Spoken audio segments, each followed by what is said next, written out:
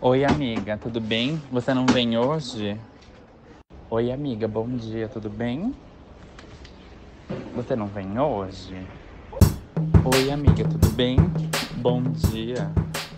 Você não vem hoje? Tal como em um homem hétero que some depois de 3 meses te manda um oi sumida, a gente tá de volta sem mais nem menos. Porque se uma fofoca pela metade mata o fofoqueiro, aquela que a gente não conta dá um AVC, certeza. Mas é aquela coisa, né? A gente voltou num outro formato, não tem mais vídeo dos nossos rostinhos fofoqueiros, só áudio, e é sobre isso, assim. Se você quiser ver videocast, vai lá no YouTube e procura alguém que tem recurso pra viabilizar isso. Pobreza pega.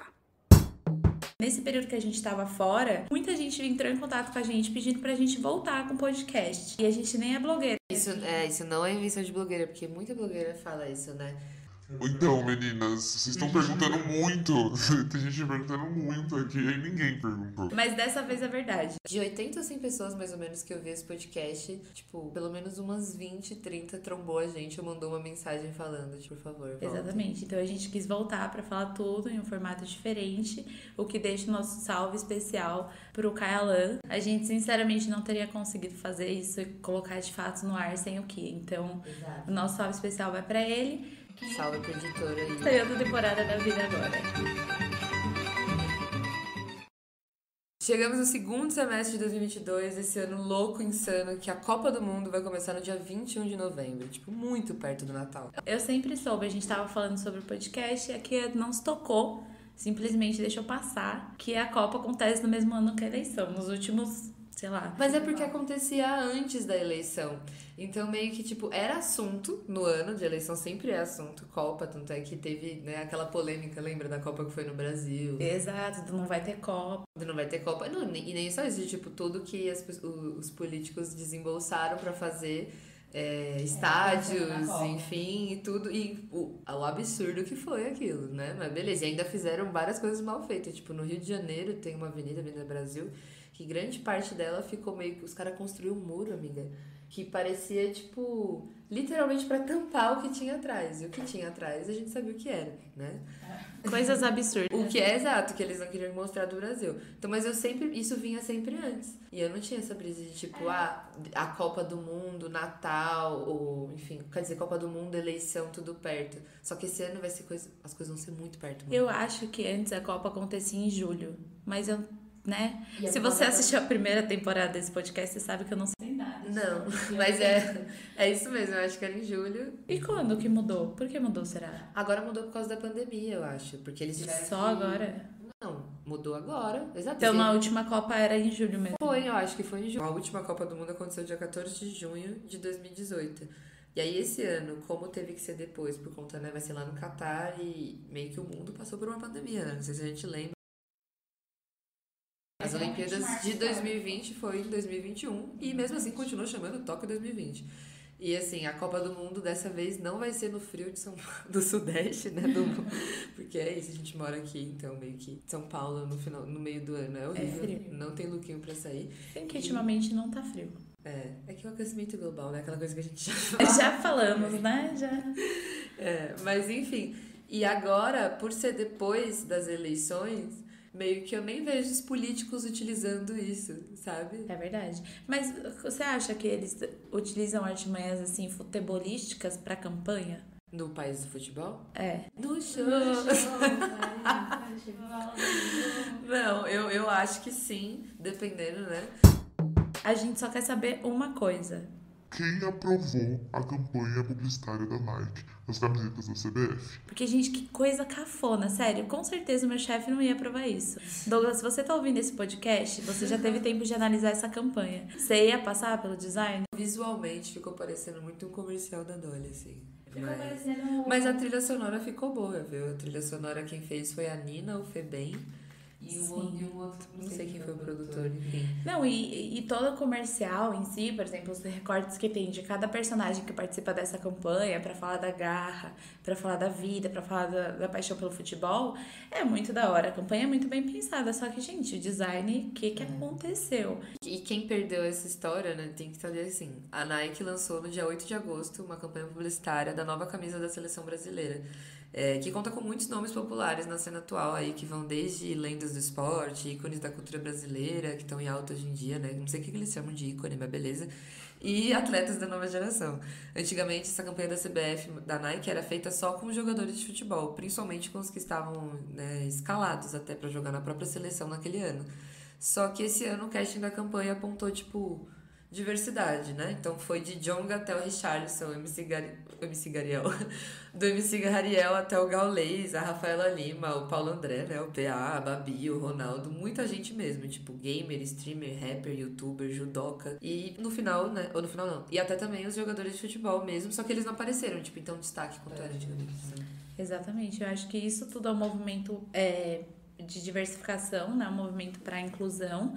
Só que principalmente esse ano o que chamou a atenção foi que a estratégia foi para tirar aquela imagem que a gente tinha da camisa da CBF associada diretamente com o bolsonarismo. Então eles apostaram em trocar os personagens dessa campanha, que era o esperado. Tipo assim, o que a família tradicional quer ver? Quer ver jogadores da seleção na campanha da CBF. É isso que eles querem. Mudou o slogan, mudou o conceito da campanha, então eles ousaram bem. Aquela lacrada da Nike, né? Os direitistas. Pra geração do mimimi.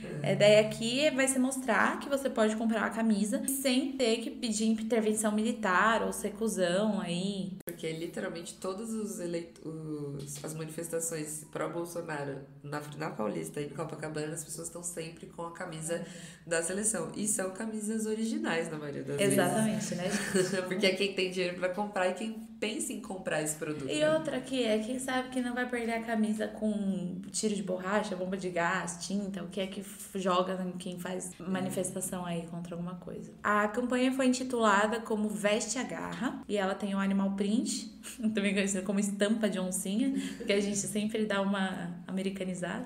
A estampa de oncinha tá integrada ali no design e é meio tipo... Como é que eu posso explicar isso num podcast, né? Mas é aquela coisa que quando bate a luz, ele reflete um pouco, sabe?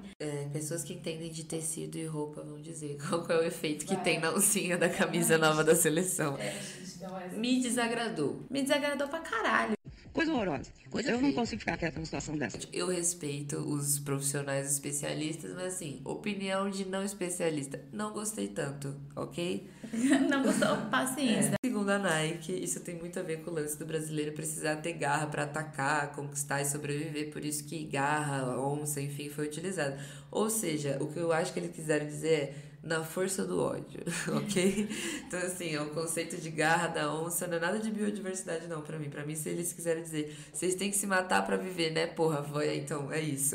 Então, tô aí a camisa condizente com a situação do brasileiro. Desde que essa campanha foi lançada até agora, a gente teve mais algumas polêmicas, que na verdade, parte polêmica, parte apenas opinião. Inclusive, um vídeo ficou muito viral no Instagram esses dias, falando sobre o conceito da campanha tá super adequado à realidade que a gente vive aqui, sabe? Essa questão de garra, essa questão de, tipo, trazer a moda de camisa de time, porque agora é uma moda você ter camisa de time original, tudo. É uma moda pra cultura, pra elite cultural, né? Mas é uma coisa, tipo, trazer de volta pra raiz dessa cultura aí, de usar a camisa da seleção, camiseta velha, de Copa antiga e tudo, numa pegada meio retrô, que a galera fala. Mas essa mina tava falando, sabe? Eu acho que é a ativista.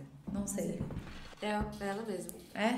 Enfim. Mas eu acho que tem outros argumentos pra tudo que ela tá falando. tipo assim... Mas foi isso, é questão de opinião, né? Eu acho que não era ela o caso dos especialistas que eu citei, mas eu entendo a mensagem que foi passada aí. A mensagem não, e a interpretação artística aí dessa arte, dessa estampa, né? Desse conceito aí. Sim. E que é válido, mas eu achei feio mesmo assim. E um ponto que é muito polêmico foi que a Nike proibiu a impressão de nome de orixá nas camisas da seleção, mas permitiu Cristo. O que é muito irônico, na verdade, eu diria bem hipócrita, até porque eu sei que o Djonga e outras pessoas que fazem parte dessa campanha não são cristãos, entendeu? Exato. Então, tipo assim, você pode ter Cristo, deveria ter qualquer outro nome sagrado em qualquer outra religião. Ou nenhuma. O que eu sou mais a favor, assim, tipo, não tem nada a ver uma coisa com a outra, então... Eu acho que a Nike eu acho que a publicidade está sendo realmente utilizada para isso, para tentar desvencilhar toda essa ideia de que a pessoa não vai comprar camisa de time. Porque sabe? ela é Bolsonaro. Porque ela não é, por exemplo, ela não é bolsonarista e se criou esse imaginário, né, nos últimos anos. Falando do Bolsonaro... Coisa ruim. Onde vocês querem chegar, eu sei! Vocês não têm vergonha na cara! Depois de meses aí com o Datafolha apontando sempre que o ex-presidente Lula vai ganhar nas intenções de voto, pelo menos nas intenções de voto, conforme os dias se aproximam, mais o Bolsonaro se descabela e fica tentando mostrar que não tá preocupado em ser preso, assim, tipo... Ele tá... Sabe o que é muito interessante? Eu acabei de lembrar que isso... Você já assistiu aquele filme sobre o Hitler, As Últimas Horas de Hitler? Não. Enfim, não fazendo uma comparação, mas já fazendo, com certeza, o Bolsonaro já tá brigando com os próprios filhos, com todo mundo que tá perto dele, né? A campanha não é mais como foi em 2018, que tinha o Carluxo ali nas fake news botando pra frente, e quase que a própria mulher do Bolsonaro, a Michelle, não aparece no comício ou nas campanhas que ele tá fazendo, assim, tipo, tá tendo até uma polêmica dela tá apoiando mais a Damares, na candidatura da Damares ao Senado, que não é mais apoiada pelo próprio Bolsonaro. Ele brigou com o partido dele também, né? Um pouco antes desse rolê. Exato, mas pelo próprio processo ali de tá muito diferente de 2018, o Bolsonaro está chegando ao seu último, está se descabelando tal como toda pessoa autoritária ou que tem um caminho aí de destruidor, ditador, genocida, enfim, tem antes de acontecer algo com ele. Perdeu o poder. Exato, será que vai acontecer algo com ele? Amiga, eu acompanhei as notícias sobre o lançamento da candidatura do Bolsonaro. E o evento que rolou para essa candidatura, tipo, foi no Maracanãzinho e foi bizarro, assim, bizarro. Porque, tipo assim, além de ter o Bolsonaro, o presidente da Câmara, que não deveria estar lá fazendo uma campanha de apoio político ao presidente, né, da República, que vai tentar se reeleger. Vai tentar, tá Exato. tentando. Enfim, né, não vamos falar aqui.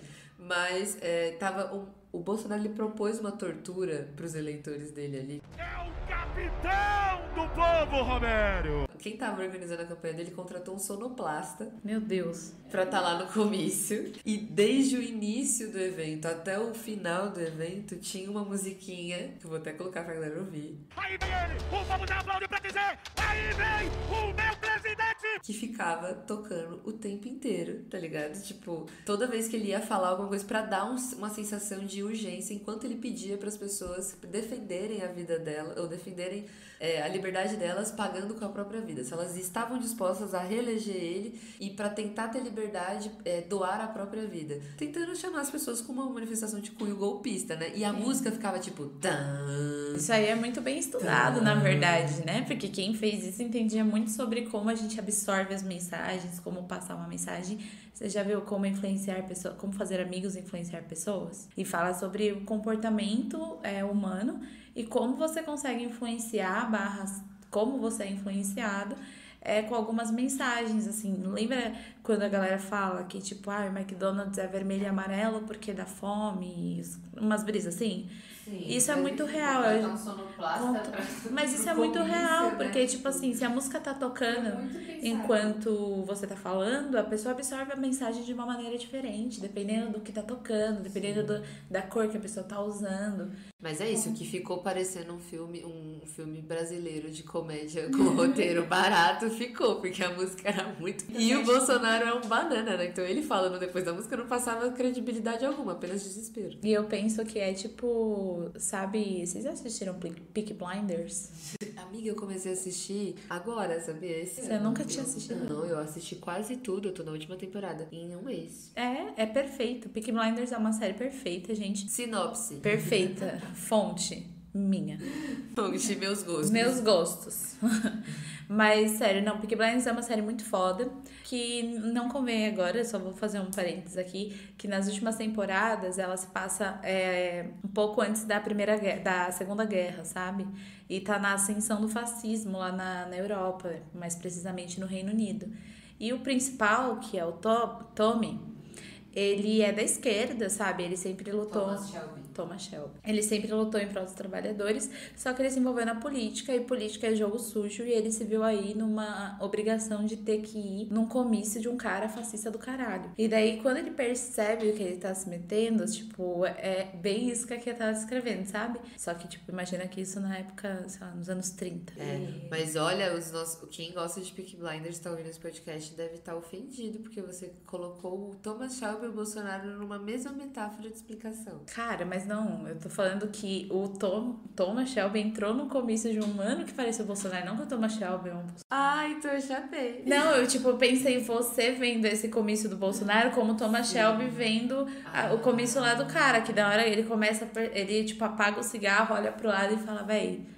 E daí ele toma a incrível decisão de tentar lutar contra o fascismo. E é muito legal. Então assistam essa série. E tem algumas coisas do comportamento de um fascista que você vê muito e agora na campanha pra reeleição. Ele tá pior. Ele tá mostrando mesmo que ele é, e ele tá até literalmente descabelado, gente. Falando aí nas estratégias dele, né, que tá muito pior do que era.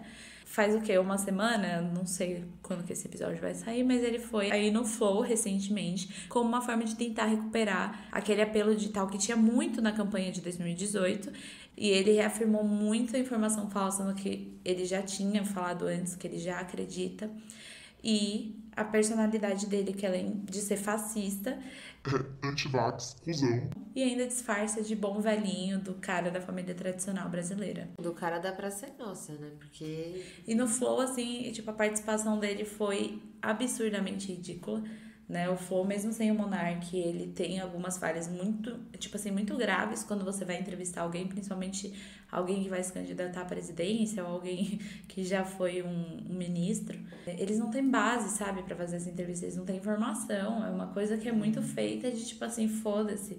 E quando você tem essa visibilidade, não é foda-se, mano.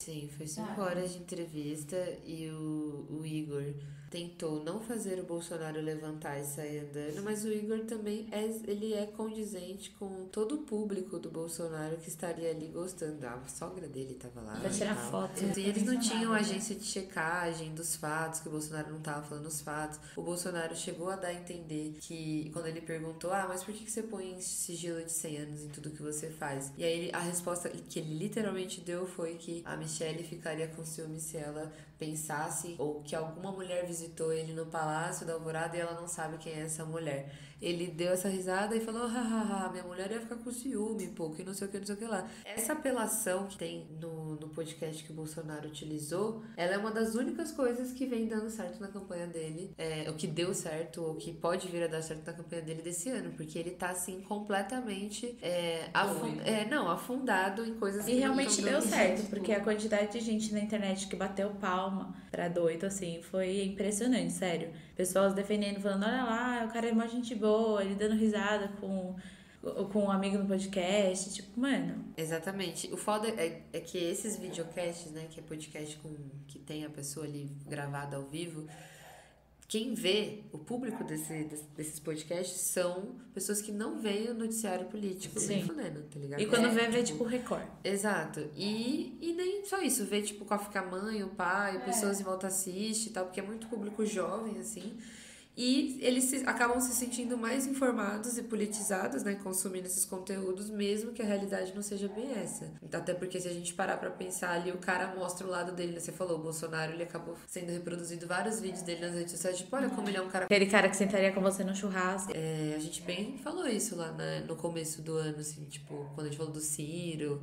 sobre os reacts, tá, os streams, reagindo às coisas, que eles iam utilizar ao máximo isso, e o podcast é o principal de todos, porque ali a campanha política que ela tem mais de intenção é fazer o eleitor se identificar a ponto de ver aquela pessoa com seus valores. E aí, quando você mostra quem você é, porque no podcast não tem regra, não é debate, não tem checagem de fato. Você pode desconversar, e isso atrai esse público que acha que a política é foda-se, não vou ver notícia, não vou ver os fatos, vou só pensar em meus julgamentos através desse TikTok, esse Reels aqui que eu vi. E a gente já trouxe uma pesquisa que fala isso no começo do ano.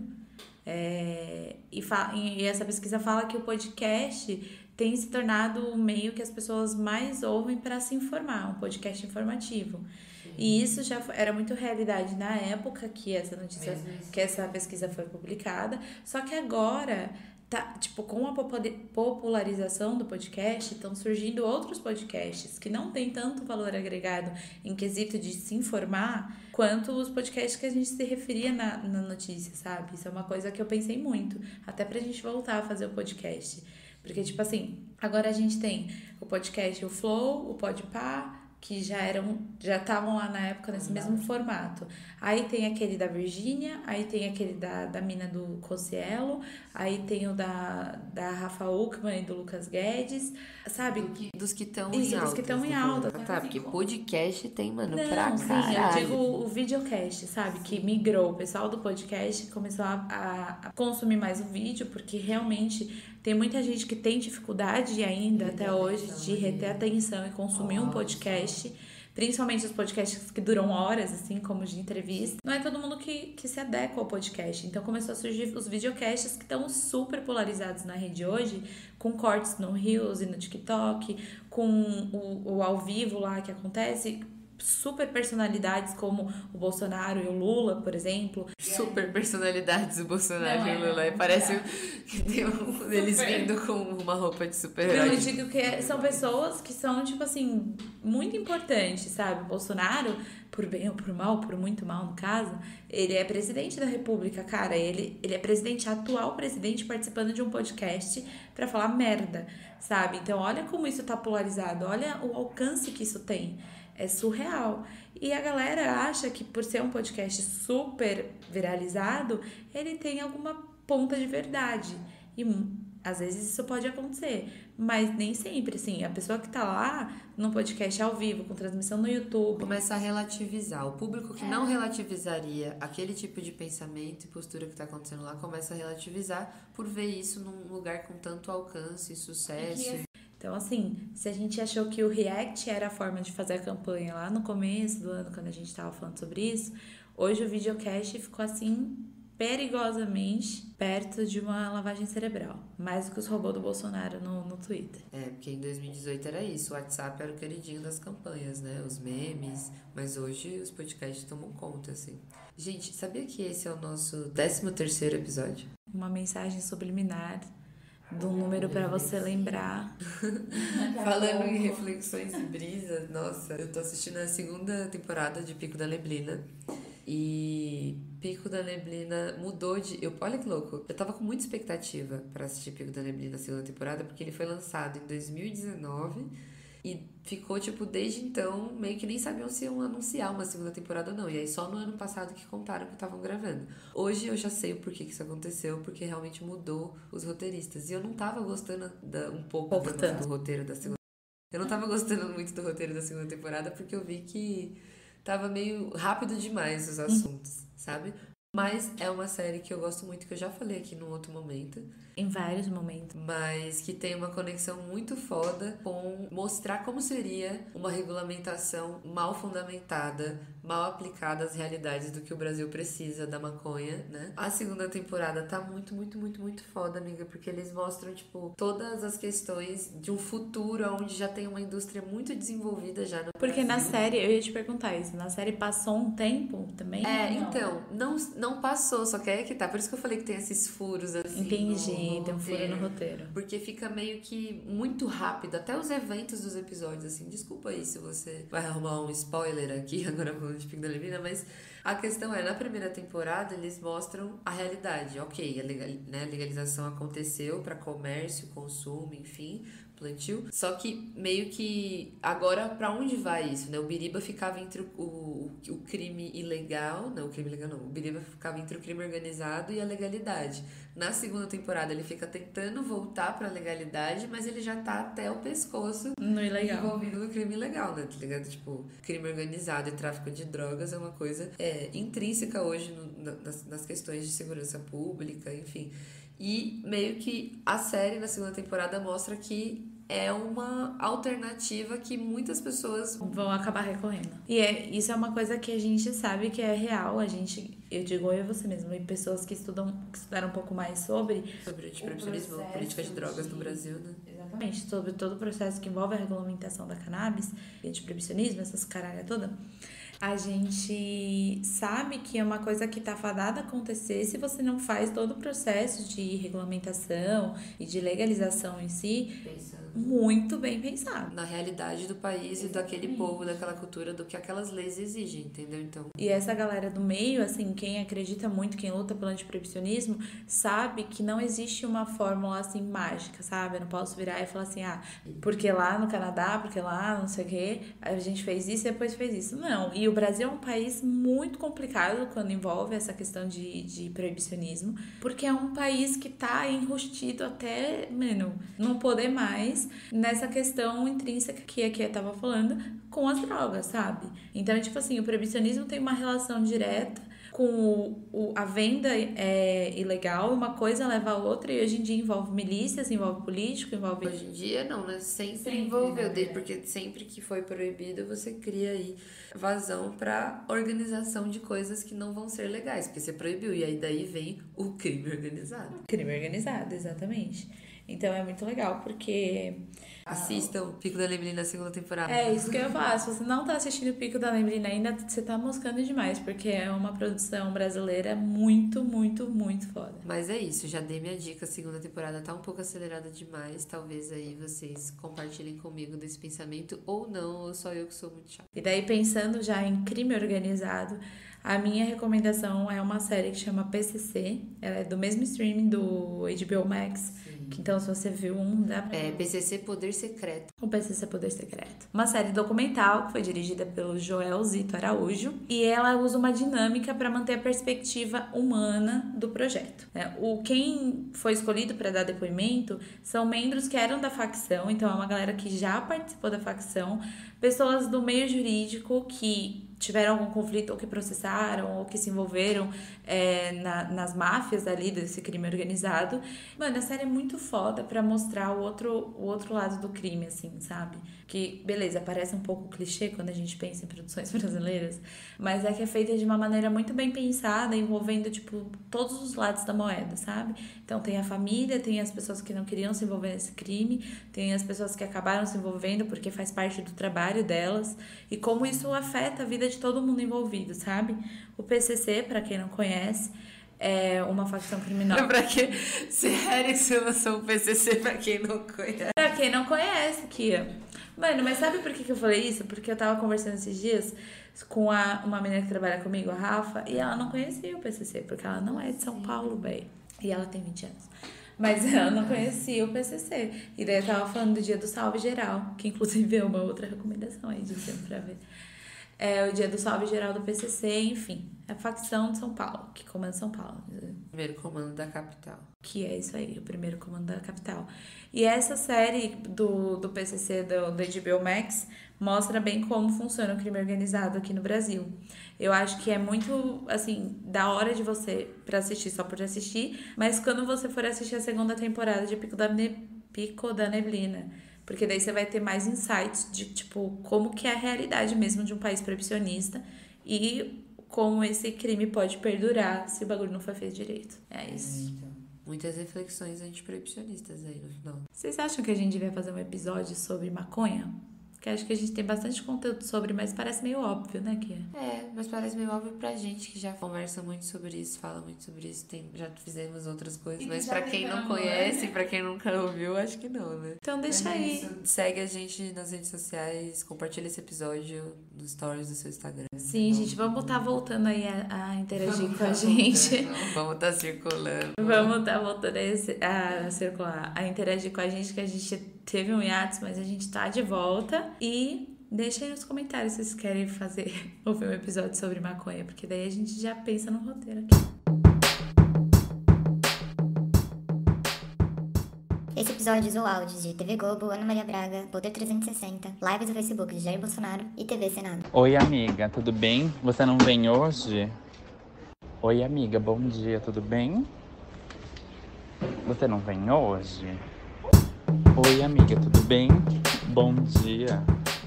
Você não vem hoje? Tal como em um homem hétero que some depois de 3 meses te manda um oi sumida, a gente tá de volta sem mais nem menos. Porque se uma fofoca pela metade mata o fofoqueiro, aquela que a gente não conta dá um AVC, certeza. Mas é aquela coisa, né? A gente voltou num outro formato, não tem mais vídeo dos nossos rostinhos fofoqueiros, só áudio, e é sobre isso, assim. Se você quiser ver videocast, vai lá no YouTube e procura alguém que tem recurso pra viabilizar isso. Pobreza pega. Nesse período que a gente tava fora, muita gente entrou em contato com a gente pedindo pra gente voltar com o podcast. E a gente nem é blogueira. Isso não é invenção de blogueira, porque muita blogueira fala isso, né? Então, meninas, vocês estão perguntando muito. Tem gente perguntando muito aqui, aí ninguém perguntou. Mas dessa vez é verdade. De 80 a 100 pessoas, mais ou menos, que eu vi esse podcast, tipo, pelo menos umas 20, 30 trombou a gente ou mandou uma mensagem falando, por favor, volta. Exatamente. Então a gente quis voltar pra falar tudo em um formato diferente, o que deixa o nosso salve especial pro Kailan. A gente, sinceramente, não teria conseguido fazer isso e colocar de fato no ar sem o Kia. Então, Exato. o nosso salve especial vai pra ele. Salve pro editor aí. Saiu outra temporada da vida agora. Chegamos no segundo semestre de 2022, esse ano louco, insano, que a Copa do Mundo vai começar no dia 21 de novembro, tipo, muito perto do Natal. Eu sempre soube, a gente tava falando sobre o podcast e aqui não se tocou, simplesmente deixou passar, que a Copa acontece no mesmo ano que a eleição, nos últimos, sei lá. Mas é porque acontecia antes da eleição. Então, meio que, tipo, era assunto no ano de eleição, sempre é assunto, Copa, tanto é que teve, né, aquela polêmica, lembra da Copa que foi no Brasil? Exato, não vai ter Copa. Não vai ter Copa. Não, e nem só isso, tipo, tudo que os políticos desembolsaram pra fazer estádios, enfim, e tudo. E o absurdo que foi aquilo, né? Mas beleza, e ainda fizeram várias coisas mal feitas. Tipo, no Rio de Janeiro tem uma avenida, Avenida Brasil, que grande parte dela ficou meio que... Os caras construíram um muro, amiga, que parecia, tipo, literalmente pra tampar o que tinha atrás. E o que tinha atrás a gente sabia o que era, né? Coisas absurdas. O que é exato, que eles não queriam mostrar do Brasil. Então, mas isso vinha sempre antes. E eu não tinha essa brisa de, tipo, a Copa do Mundo, Natal, ou, enfim, quer dizer, Copa do Mundo, eleição, tudo perto. Só que esse ano vai ser as coisas vão ser muito perto. Eu acho que antes a Copa acontecia em julho, mas eu, né? E Se você assistiu a primeira temporada desse podcast, você sabe que eu não sei nada. Não, mas é isso mesmo, eu acho que era em julho. E quando que mudou? Por que mudou, será? Agora mudou por causa da pandemia, eu acho. Porque eles tiveram Só agora? Não, mudou agora. Exato. Então na última Copa era em julho mesmo. Foi, eu acho que foi em julho. A última Copa do Mundo aconteceu dia 14 de junho de 2018. E aí esse ano, como teve que ser depois, por conta, né, vai ser lá no Catar e meio que o mundo passou por uma pandemia, né? Não sei se a gente lembra. As Olimpíadas de 2020 foi em 2021 e mesmo assim continuou chamando Tóquio 2020.